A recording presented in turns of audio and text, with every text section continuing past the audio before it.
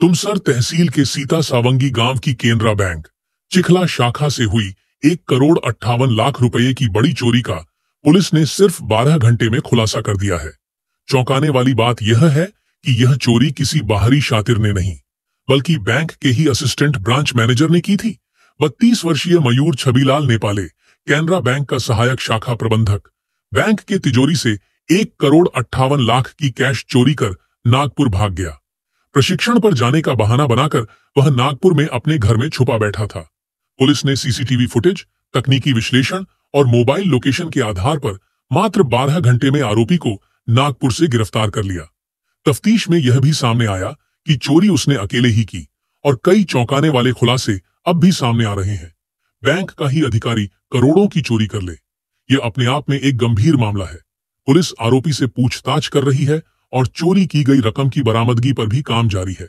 फिलहाल इस घटना से banking sector और स्थानीय लोगों में सनसनी फैल गई है। 18 तारीखला सकाळी 8 वाजताचे सुमारास असं माहिती मिळाली की बँक फोडी झालेली आहे। बँकचे जे करन्सी चेस्ट राहते त्यामधून सुमारास 1.58 कोटी असा कॅश गेला होता।